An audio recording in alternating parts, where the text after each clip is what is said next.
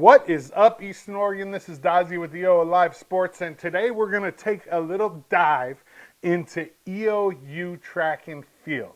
This is all brought to you by Northwest Furniture and Mattress right here in town. They just finished their mattress gallery upgrade. You got to get in there and check it out, man. The Daggett family, it looks great in there. They painted, they moved stuff around, they redid the mattress gallery, and it's absolutely beautiful. Northwest Furniture and Mattress. My guest today, EOU women's track and field. She's a 3-time All-American. She's redshirting right now, but going to be back for the outdoor season, which is coming right up. She's Liz Grandle. Here it is. Liz, how are you? I'm pretty good. How are you? Good. So senior year, I think I'm pretty sure I remember pretty much not every bit of your career, but kind of followed through the process. What was it? 2023 was your first All-American? 2023, yeah. Yeah, Mm-hmm. So that year you double All-American. Yep. Mm-hmm. in the javelin at outdoor and then the heptathlon. Yeah. What got you involved in track and field? How did you get your interest in it? So I was actually at one of my brother's baseball games, when I was in grade school, and naturally I wasn't watching the game. There was a track really close by. Kids never watch. Yeah. And so we were out, and there was some hurdles out, and we were just messing around, playing with them, and some older girls were on a track team and stuff, and so I was just in awe of it. And then I remember I begged my parents every day if I could join the track team, and then they let me when I got into 7th grade. Nice. They let me. What other sports you play in high school? Volleyball and basketball. What's your favorite? Out of the 3 or just those 2? No, out of the 3. Out of the 3? Well, yeah. Track is definitely my favorite now, but I was really, really into basketball most of my life. You're pretty tall. Yeah. So that kind of makes sense, Mm-hmm. So if you would have had the chance to play basketball in college instead of track, would you have taken it? I did try out for the team here and stuff. You did? Yeah. Oh, I didn't know. I had no idea. And I almost did, but, Ben ended up getting me in the long run, and I think he was really happy about it. Well, it was a benefit for you. Yeah, I think I definitely had more success on the track team than for sure. I could have. How'd you end up at Eastern Oregon? Good question. So my sister-in-law came here, so that's how I heard about it. Ben was heavily recruiting me out of high school, and it just financially made the most sense. So I had my brother and my sister-in-law lived here. Yeah. So I had someone that I knew. And did you Malala? I don't know too much about it, but it's not as small as LeGrand, is it? The actual town of Malala is around the same size of LeGrand, but then it's just everything's around it. It's not isolated, so it doesn't really feel quite as small. Yeah. I would say. So was that kind of a culture shock moving here? A little bit. Mostly just the small town vibes of the people and stuff was normal, but the access to stuff if you want to go to a Chipotle, you gotta drive 2 hours or whatever. Yeah. So no Pendleton now. Oh, but yeah, you're right. Now. Yeah, I know that because I had it last week. It's weird, man. The Eastern Oregon, growing up here, they didn't even have a Walmart when I was a kid in LeGrand. Oh, they didn't have a Taco Bell. They didn't have none of that stuff.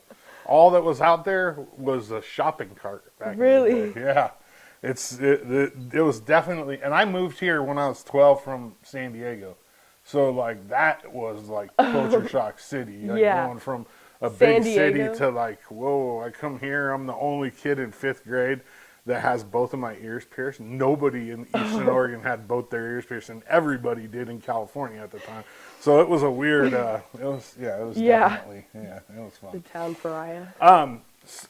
So you're redshirting this year, all the way through? No, just indoor. So I'm almost done. And then you're going to do outdoor and then indoor and then you're done. And outdoor next year. Oh, so you have 2 more years of outdoor. Yeah, because I missed this last outdoor season, junior year. So the outdoors coming right up. I mean, I think we have nationals for indoor, and then you go right into outdoor, right? Mm-hmm. What's your goals for outdoor this season? Good question. I want to be healthy, first of all, but um, I have my sights on my big goal is 5,000 points in the HEP, That's a and good goal. yeah, I'm really gunning for that, which I think I definitely can do, and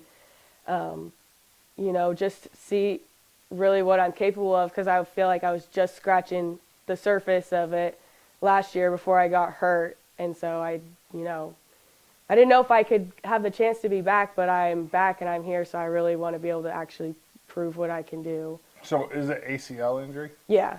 Um, what do you feel about it right now, like mentally? Like, are you there yet? Yeah, I'm there. You are? Yes. Oh, that's good. I'm chomping at the bit. I'm just waiting for them to let me outside. Like, there's no hesitation at all. Like you're they're fully like you've let it all go. It's really hard to do. It is, and like I'd say it differs on the day, but I'm I'm just so excited to come back that I'm feeling really good right now. I do. So I just started a new show with the new orthopedic surgeon and sports medicine doctor here in town, and we need to get you on when we talk about recovery, because we're going to do a whole little mini series on the comeback, and we started it already. We recorded the first show, and it's the comeback, like for an older athlete that's trying to get back into shape. But then the next couple parts are going to be about young people who come back from injury. So Okay. we'll definitely have to reach out to you about that. Yeah. So outdoor season this season. Well, let's go back just a second. You have competed a couple times, right? Like, is that just open comp? Are you running as an open runner, or can you compete as a red shirt like a couple times during a season? How does that work? Yeah. So for track and field, you get 2 meets that you can compete in as a red shirt. Okay. So I'm still attached with the team, but I'm not. I don't think I'm on the roster, and it doesn't count for anything. Right. And then you can't compete in anything like conference or nationals, like those big meets, or it would burn your season. Right. So So you have one more you can do. Yeah. And you'll do that at what the Last chance meet at last home chance meet. next week. Yeah. And then it's into outdoor season, and then it's full head of steam from there. Yeah. 3 seasons left. Yep. Technically. Yeah. Wow. I mean, yeah. And have you run since your freshman year? Have you done the full season? Up until the injury, like Yep. both indoor and outdoor. Yeah. What kind? That's like playing 2 sports, kind of. Yeah. What is that like? It's a bit of a balancing game because we go into the fall and we start training hard in the fall because you got to come in to indoor in shape. Right. And then we have a full indoor season with nationals, and then we have a full outdoor season with conference and nationals, and I would say it's definitely a balancing act of learning how to push when you need to push and work your butt off when you need to work your butt off, and then also listening to your body and knowing like, recover. hey, like my shins aren't feeling great, or I need to go in the pool today and know that I'm not going to lose all my progress in 1 or 2 days. Yeah. And it's a little challenging. That's got to be the hardest part. Is like, I mean, like big schools, D1 schools, they have people that do that for you essentially. Yeah. That just monitor you. You know what I mean? And at a smaller, like an NAI school, you have to teach yourself how. I mean, the coaches do help a little, obviously, but you have to be super mindful. And it's like working a full-time job on top of going to school. It really is. It's a challenge for sure, and especially when you're coming in as a freshman and you're trying to prove to your coaches and to your team that you're tough and that you're going to work hard. But then there's days where it's you get a little hurt or you're a little banged up, and it's I can't hardly even walk right now. Right. And you go out and race and, have a crappy race, and it's it's not worth doing that. No, it really isn't. Listen to your body. It's it's pretty simple. What about you personally? Do you prefer like a tropical beach or the mountains?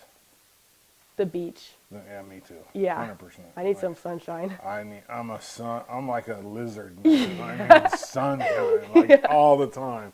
I always say that. Like, the only thing I don't like about Eastern Oregon, the weather. Yeah. That's it. We I need love some more everything else. sun. Yeah, we need more sun and less snow and ice. And It like tricks you in the spring. dude, so bad. It pisses me off is what it does. It gets so nice outside and you just forget all the winter months before. And then the next day, it's right back to, oh gosh, that just drives me crazy sometimes. I hate the weather here. I will tell you that. What about music-wise? Do you have your phone? Yes. Okay, pull that thing out. Oh, no. What's the last song you listened to? Horses Are Faster, Ian Munsick. Or Munsick. I would assume that's country. That sounds like that is a country song. What's your genre? Country? Honestly, no. I feel like I listen to more like pop. But, you know, I like to dabble. Do you wear headphones when you're getting ready? Like when you're warming up? What are you listening to then?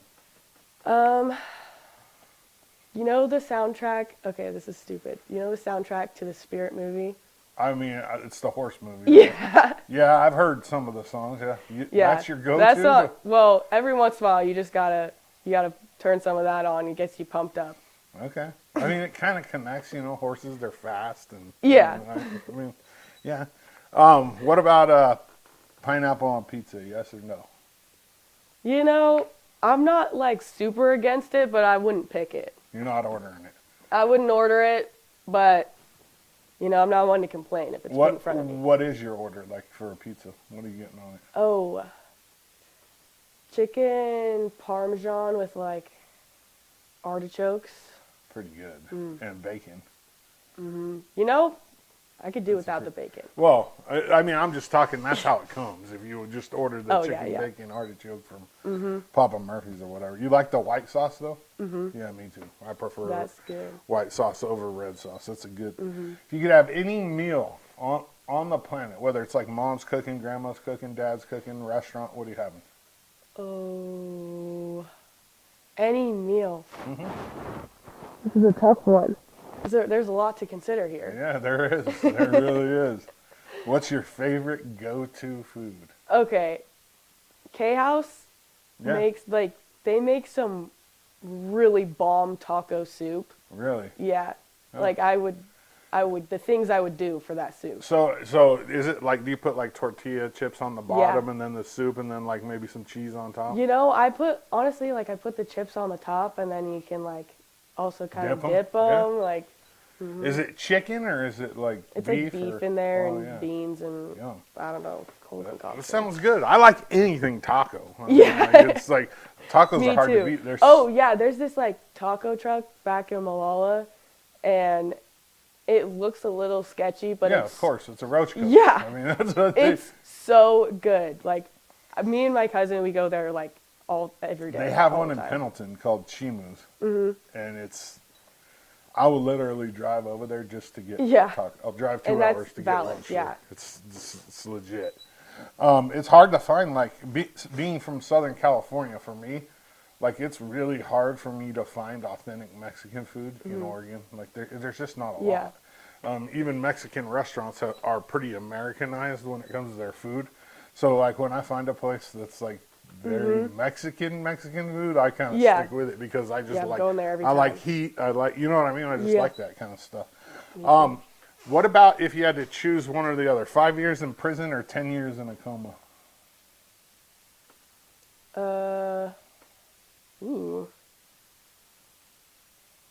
I mean, definitely like probably prison, but like the coma, I'm like, sounds like a nice rest. It would suck. It would be terrible. You'd wake up and you'd be like nothing. You can't walk. You wouldn't know who, had kids. You wouldn't know your friends. At least in prison, you could better yourself. Yeah. Like you could, you get lift weights. I feel like you learn a lot of stuff in prison. Not all good stuff, I would imagine. I mean, you learn how to make prison pizza and some toilet Merlot or whatever. You know what I mean? Like, but I'm sure you could probably get a degree too, right? Like while you're in there. What about if you had to choose one or the other? No heat or air conditioning in Eastern Oregon, or no internet for a month. You know, I've already lived without the air conditioning in Eastern Oregon. It sucks. Yeah, it's terrible. But I would definitely go with that one. Really? Because you can survive. Yeah, you can. So I like hot, so I'd probably prefer the heat. Like I wouldn't want to be freezing. Yeah. Right? You can put on clothes. Yeah, But exactly. You can always swim.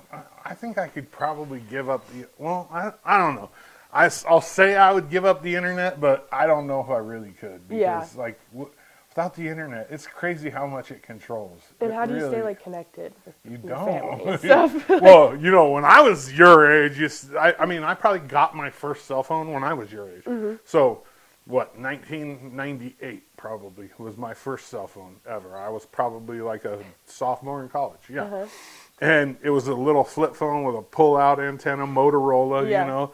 But before that, like outside of, I had a pager for a couple years, but like we literally, there was a payphone at the high school, and the way you got a ride home from your parents was you called collect and said that this collect calls from come pick me up. And then they'd hear it and you'd hang up and they'd come pick you up if you didn't have a ride. Yeah. You know what I mean? So that's how we stayed connected back then. I think we could probably make it work. I mean, Yeah, I don't definitely. know. We'd adapt. Yeah, I think so. But at the same time, our lives have become so reliant on the internet that it would cause a lot of chaos. Oh, yeah. It really It would. would. What about the team goals this year for track and field? What does that look like? What do you guys want to do as a team? Girls, Yeah. we want our relays to nationals. Like, we have some insane talent, like some of the best I've seen on our team. And I've been here for, a handful of years now. And I'm like, we just got to, put it all together and we could have some nasty relays. And we always are chasing that conference title. It's always it's like a David and Goliath against UBC usually. But Right. For the girls, we did it before, so we can do it again, hopefully, someday. But what's one thing that you're going to remember that like Ben says or does that you'll never forget? I will never forget my freshman year when I ran the worst 800 of my life. And he was chewing my ear a little bit afterwards because, I just ran terrible. And he was like, you can't just pad around the track. You got to get up and run. And it just stuck in my brain. I was like, yeah. Just pad around the track. Yeah. I don't know that I've ever seen him really get after anybody. Oh, I'm can sure get he does. after it. Yeah, I'm sure he can. I just haven't witnessed it firsthand myself. Last question, and I'll get you out of here. Say there's a recruit in town, and Ben says, "Hey, Liz, tell that recruit why they should come to EOU and run track." What are you going to tell them? Especially if they're looking at bigger schools and there's a lot of glory that you can see of going D1 or something like that. But it's NAI school here, we have a great program, we have a great facilities, great team dynamic and stuff, and it's this is where you can go to the next level. You go to a Division I school for a lot of the recruits we get here. I'm you can get on their roster, but you're not going to travel, or you might travel, but you're not going to place at conference, or if you place a conference, you're probably not going to go to nationals. And it's here you get a chance to travel every meet. You get a lot more, I think, personal coaching and it's very tight knit, and you have a chance to compete at the next level, going to nationals, getting on that plane and going. So, getting a medal. It's definitely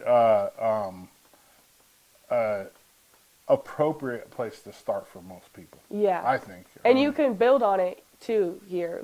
If you do have that talent to go Division I, it's a lot of them like to recruit out of other colleges, not out of high school, especially with all the rule changes and stuff. Happens all the time. Eastern Oregon, She's EOU track and field senior Liz Grandle. I'm Dodzy. Liz, thank you. Thank you. Thanks, Liz. Let's go. Let's finish strong. You got 3 seasons left. Outdoor, indoor, outdoor. None of this is possible without Northwest Furniture and Mattress. Go check them out. The Daggett family. I say it time and time again. The stuff that they do for this community alone is a good enough reason to support them and their furniture business. It's amazing. Northwest Furniture and Mattress. They want to make you comfortable in your own home. Eastern Oregon, that's all I got for you. I appreciate you. I'm Dodzy, and I'm out.